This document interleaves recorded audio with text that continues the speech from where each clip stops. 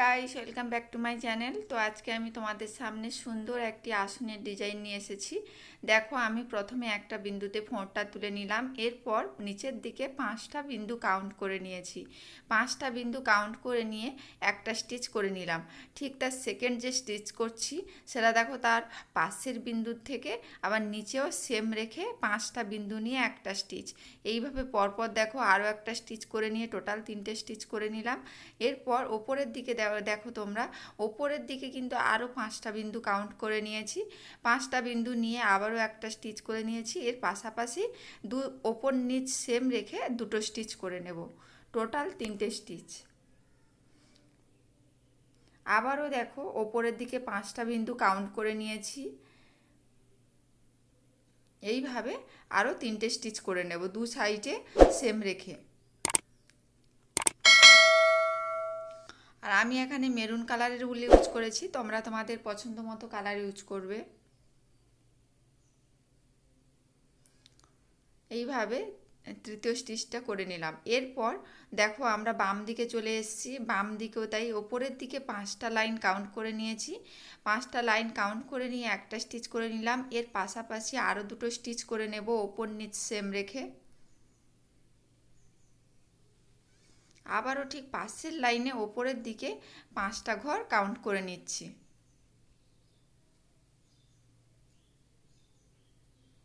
Count করে নিলাম। এইভাবে পরপর 3টে স্টিচ করে নেব।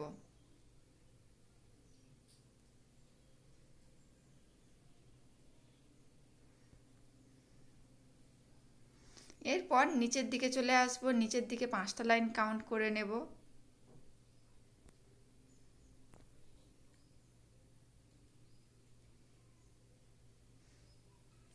পাশে আরও দুটো স্টিচ করে নিচ্ছি। খুব ইজি একটা ডিজাইন। আশা করছি তোমরা বাড়িতে সকলেই বানাতে পারবে। আর যদি বানানোর ক্ষেত্রে কোনো অসুবিধা হয়, প্লিজ আমাকে কমেন্ট বক্সে জানিও। আমি চেষ্টা করব তোমাদের পছন্দ মতো ভিডিওটি আরও একবার দেওয়ার জন্য।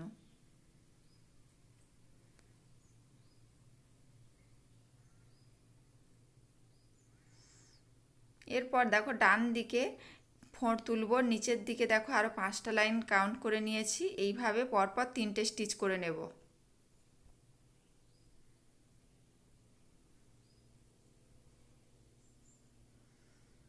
এইভাবে একটা ছক বানিয়ে নিলাম। এরপর দেখো কিভাবে পরবর্তী একটা ছক বানাচ্ছি। ঠিক এখান থেকে 5টা লাইন কাউন্ট করে নিয়েছি ওপরের দিকে। ঠিক এইভাবে 3টে স্টিচ করে নিচ্ছি। আবারও উপরের দিকে দেখো 5টা লাইন কাউন্ট করে নেব।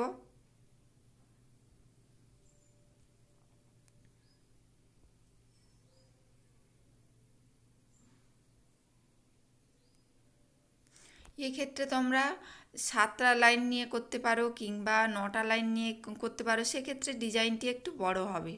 তো দেখো, এইভাবে ছক আমি তুলে নেব। এবার নিচের দিকে 5টা লাইন কাউন্ট করে নিয়ে আবারও স্টিচগুলো করে নেব।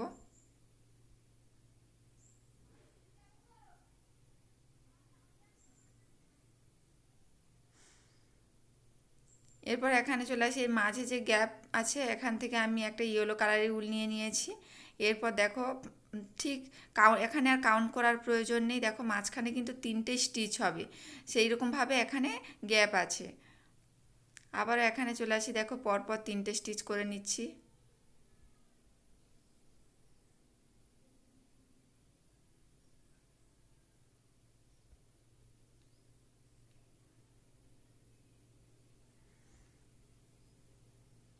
দেখো, এইভাবে 3টে স্টিচ করে নেব। প্রত্যেকটা স্টিচের ক্ষেত্রে কিন্তু এখানে 5টা করে লাইন নিয়ে একটা স্টিচ হয়েছে।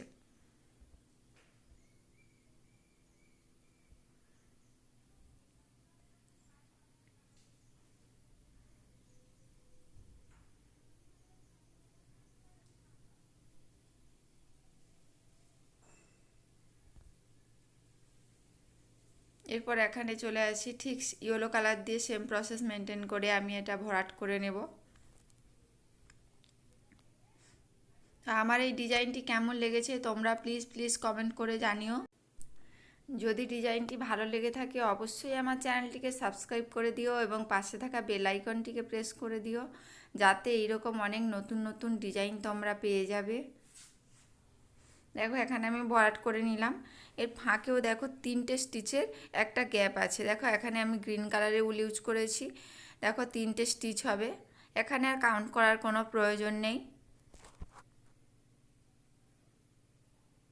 আর তোমরা কেমন ধরনের ডিজাইন পেতে চাও প্লিজ প্লিজ আমাকে কমেন্ট বক্সে জানিও, আমি চেষ্টা করব তোমাদের পছন্দ মতো ভিডিও দেওয়ার জন্য।